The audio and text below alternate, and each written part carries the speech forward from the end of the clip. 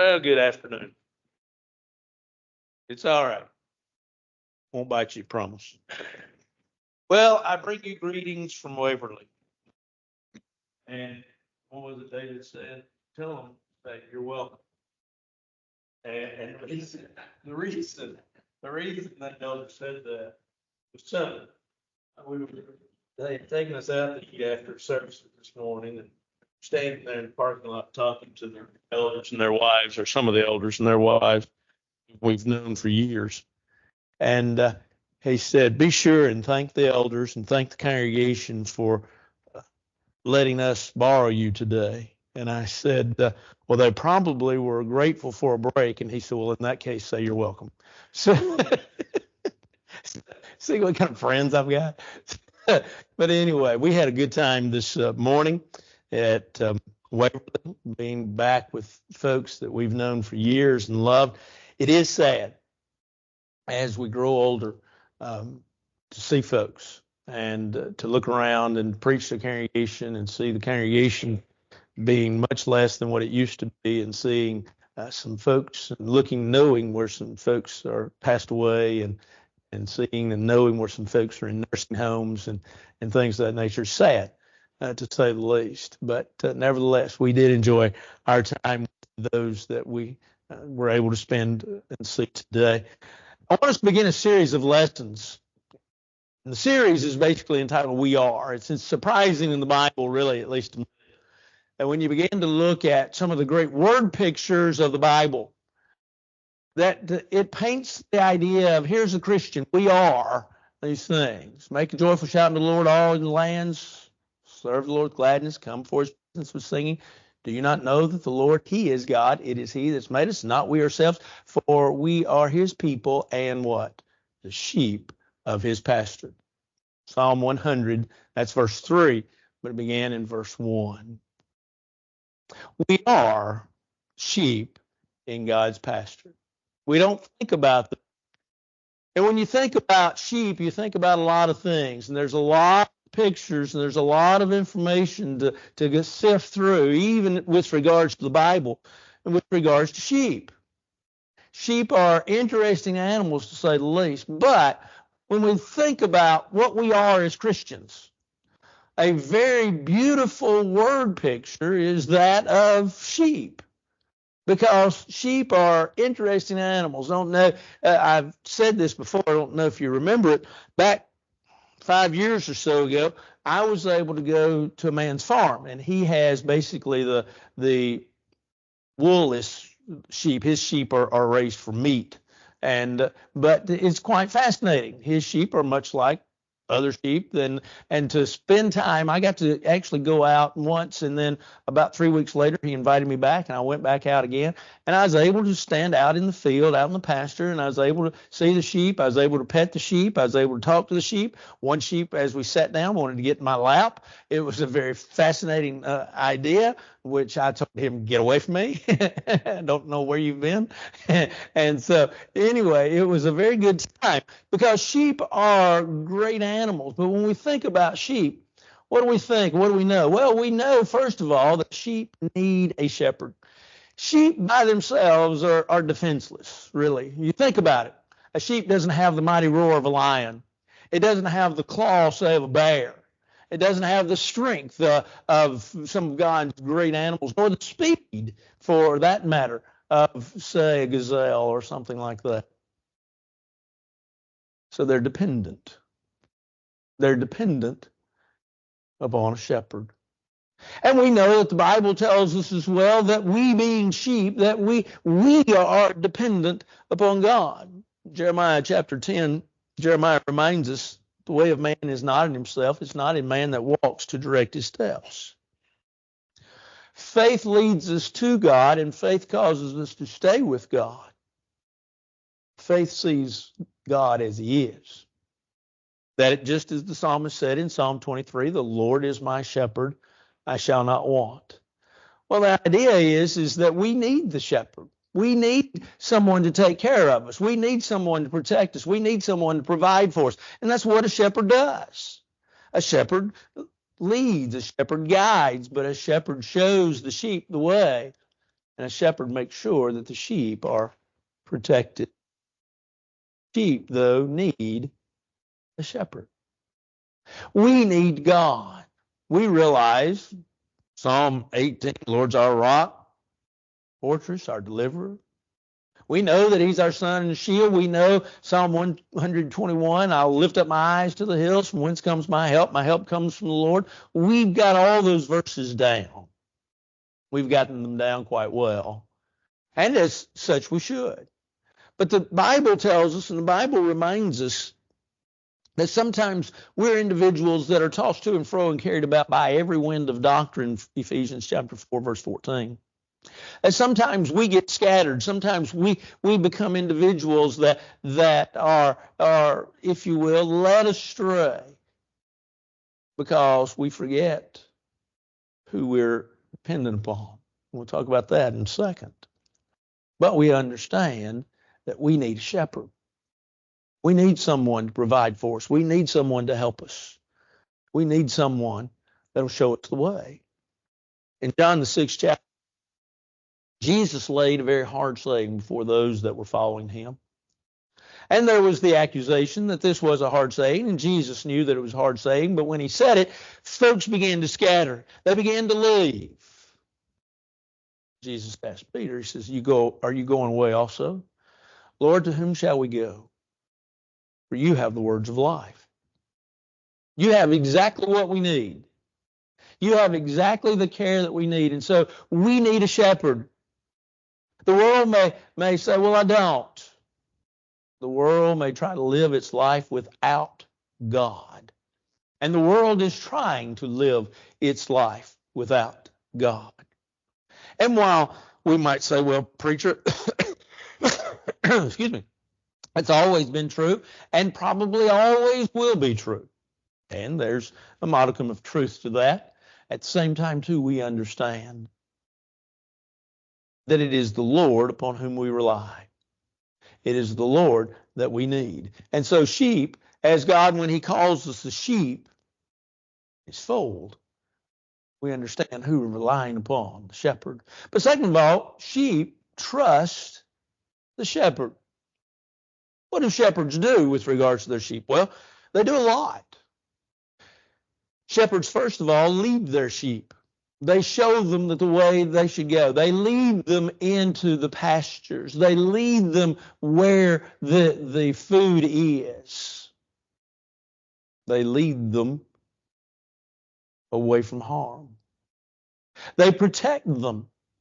If enemies come, if wild animals come, they make sure that they're protected. As we know, having studied such passages as the 23rd Psalm, we know that many of the shepherds are great marksmen with their slings. They're able through their if you will, their voices and their screaming and their hollering and their noisemakers, oftentimes protecting the sheep to run the enemy off.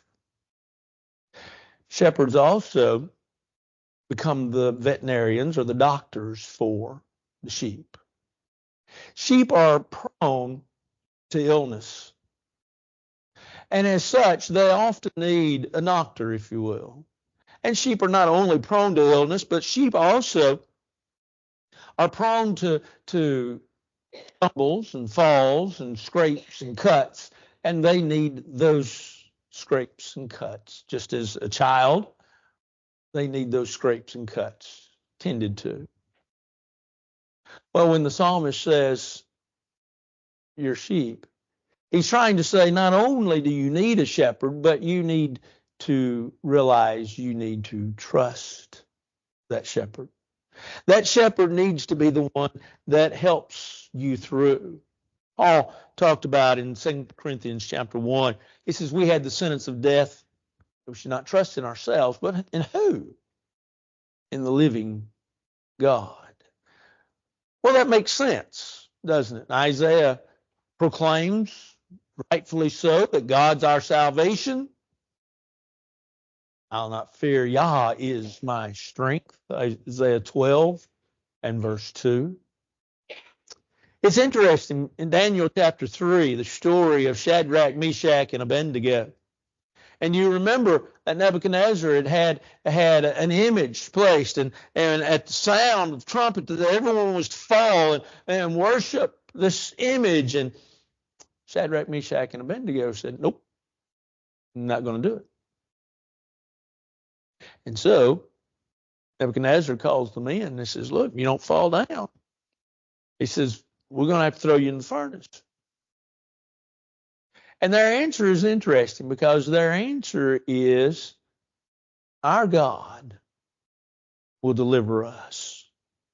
If this be so, Daniel 3, verse 17, if this be so, if this is the way it's going to be, Nebuchadnezzar, our God will deliver us. That's trust. That's a trust. Because he says not only will he deliver us, but he'll deliver us from the burning, fiery furnace. We have protection there. That comes about from where? From God.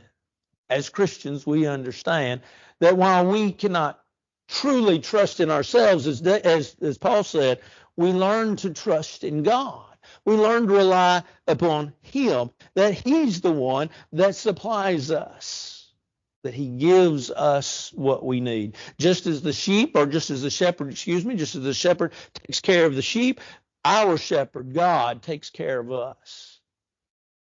He takes care of what we need. He takes care of our daily needs. He takes care of our weekly needs. He takes care of our yearly needs. He takes care of us. And so when the psalmist says that we're sheep, and we think, well, man, that's not that great of a thought. Because depending upon who you want to talk to and who you want to listen to and read, some folks say that sheep are some of the dumbest animals that God ever made, and some folks say that sheep are the smartest animals that God ever made. Probably somewhere in the middle is the truth. But sheep, first of all, know the shepherd, need a shepherd, trust the shepherd. Then thirdly, sheep are useful to the shepherd. In biblical times, as well as even in modern times today, sheep provide wool. Sheep, as I said, I was able to spend some time with sheep, and their real purpose being raised is for meat. Especially some of the folks that are not from the United States but live here as citizens, part of their religious practices and part of just their life is the eating of sheep for their meat. And so he sold sheep to them, this man did. But sheep are useful to that end. They're also useful in giving of milk, and they're also useful from the standpoint of reproducing, having more sheep. And so sheep are useful to the shepherd. The shepherd benefits, if you will, from the relationship that he has with the sheep. You might say, well, yeah, preacher, but also in biblical times, sheep were useful because they were used in certain sacrifices. And the answer is yes. But when we think about us being as sheep, we think about we too can be useful to the shepherd. Now, we've already established in a very quick manner, we've already established the fact that our shepherd is God. God being our shepherd, one that we trust. We have to ask ourselves, well, are we useful to the shepherd? I hope so. I hope that we are. I would believe that we would be, and I believe that we would try to be. When you think about, first of all, the idea, as we said, that sheep help by reproducing more sheep for the shepherd, that we would be multiplying others in the kingdom of God. In Mark chapter 16, verse 15, where it says, go therefore, or go into all the world and preach the gospel to every creature. He that believes, baptized, be saved. He that believes not, be damned. We get the message, don't we? The message is what was said in Matthew 28, 19, and 20, with the message the same as found in Acts chapter 5, verse 20. Go, stand, and speak. Go tell others about the gospel. Go be a servant of God. Go be the Epaphroditus that helps others. Go be the Onesiphorus that refreshes the spirits of others. Go be the Stephanas and the Fornicaeus who were known as spirit refreshers. Go be the individuals that serve. You see, we become useful workers, if you will, for our shepherd. If we're individuals that are used, first of all, to strengthen the brethren, to strengthen those that are around us, to encourage those, to give them heart, to be the individuals that help build others up, to strengthen them in their service.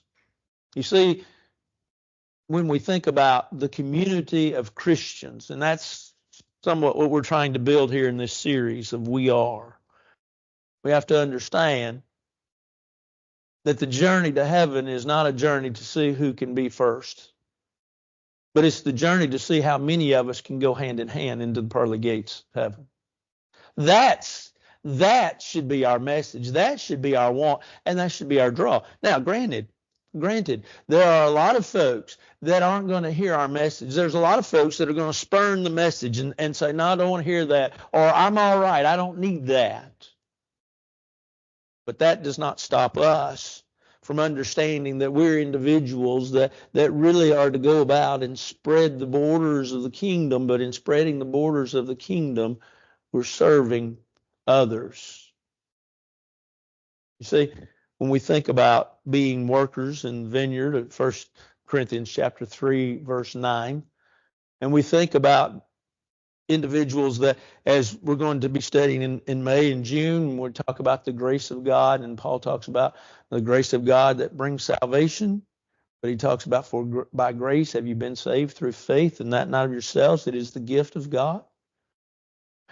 Not of works, lest any man should boast, for we are his workmanship, created to God, Christ Jesus, unto good works. In other words, we're to do the bidding of the master. We're to work the things that he has set out for us. We're to be useful to the shepherd in doing what we can to help the fold. It makes sense, doesn't it? It becomes something that we realize the importance of being sheep that are willing to serve. But then also, sheep are known for their obedience. Now, sheep are interesting in that they are followers.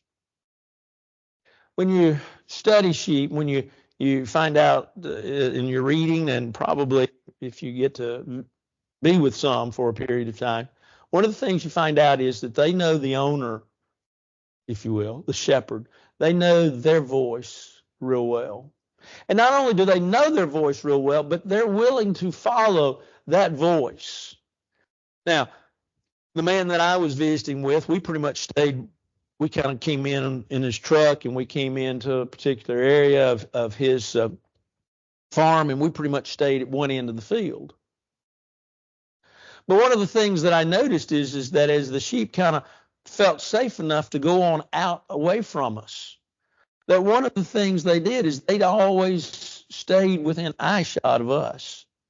And then every once in a while, I'm prone to get loud, and we would laugh and say something, and when his voice would ring through that little hollow there, they would start walking towards us.